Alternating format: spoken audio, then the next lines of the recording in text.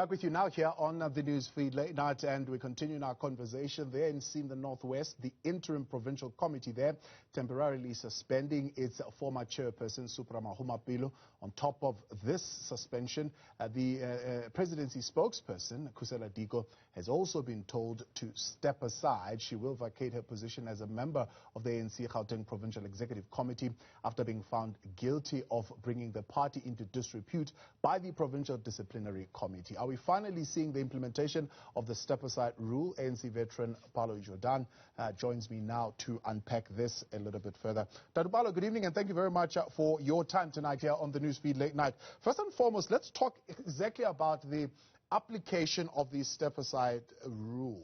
What do you think about the use of this tool? Is it being used properly, or is it being used dangerously, triumphalist? In a sense, agenda of wanting to eliminate your opponents? Yeah, I always have to start with correcting you about my name. It is not Jordan. And please don't ever call me Jordan. I find that extremely offensive. Understand me? I apologize. I apologize. I apologize. Look at how the name is written. And how is it written? Are there two A's or one A? Jordan. Right. Thank you very much. Now, you were saying? The application of the step-aside rule. Is it being applied correctly, this tool, or is it applied in a dangerous manner that is triumphalist in a sense of trying to eliminate your opponent?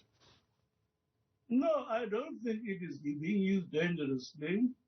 This is an ANC resolution of some long-standing now, and it's being applied. Perhaps up to now it has been unevenly applied, and I don't know the explanation for that, but I think it is being properly applied, and it was a resolution of an ANC conference. ANC members should conform to it. And there's a sense that when the ANC is applying this, some of the members of the ANC, particularly those who are in leadership, are saying that this is against the spirit of the party, saying we want to unify the party, or the spirit of unity that the party is pursuing. Is it possible for an organization like the ANC to be able to discipline its members who are clearly not following the prescripts of the party, and still be able to promote the unity that the party says it wants to promote? Well, you cannot promote unity in the party on the basis of anarchic behavior, right? You are in an organization because you have agreed to conform to certain principles, to certain practices, which are governed by a constitution. And that constitution says that the highest decision-making body in the ANC is its national conference. Now, when that conference takes a decision, we expect members of the ANC to conform to that decision. You don't then afterwards quibble and say, but, maybe, and perhaps.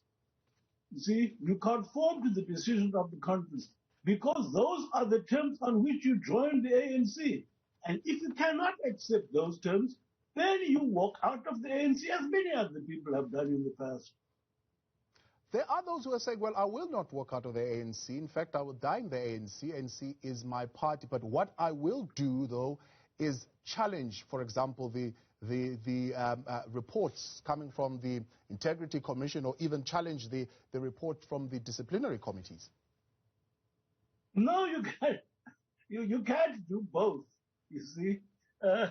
You cannot do both. What you are allowed to do in terms of the Constitution is at the next conference, you can raise that matter and try to have that decision reversed. But while the decision stands, you have to conform to it. You have to submit to it.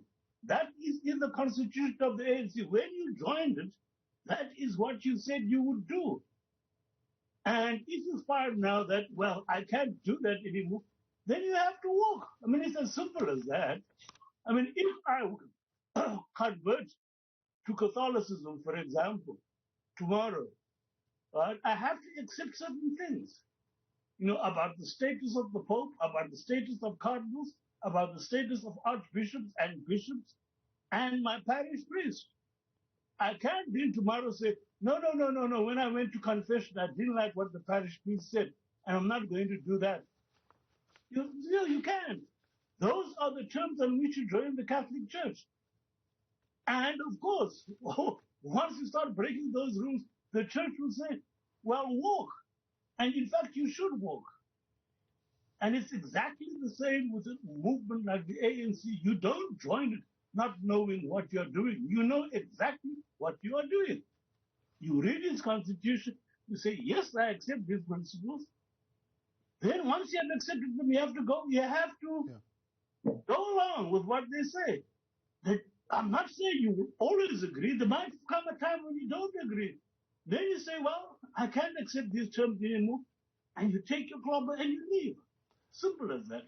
How serious is an accusation in the ANC of a leader, quite senior, even in Parliament, running a parallel event or a parallel campaign to that of the ANC, but further than that, instructing an official to disregard an NEC resolution? Yes, well, that is ill-discipline. That is very ill-disciplined. You can't do that. And as I say, no one has been press-ganged into the ANC. Don't go into the street and grab you and say, join the ANC or we'll beat you up. Right? Or grab you as they used to do in the British Navy, put you in a ship, and you find yourself far at sea, and you say, no, well, you better just fall in or we're going to whip you into line. We don't do that. You come to the ANC, you join it voluntarily, and you know what you are doing, I think. If you didn't know what you're doing, it's another story. But if you knew what you were doing, then you have to conform to its constitution and the way it operates. It's as simple as that. Now, with, of course, the many acts of ill discipline, as you put it, that we are seeing, there's a question that's being asked in whether or not the ANC has lost its capacity to self-correct. What is your feeling on that? No, I don't think the ANC will ever lose its capacity to self-correct. I don't think it will ever lose its capacity to self-correct.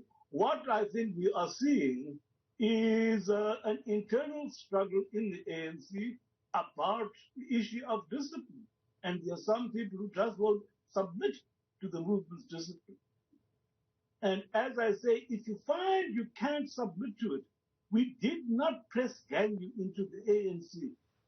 Walk, go away. There are other parties out there. You can even go out and form your own.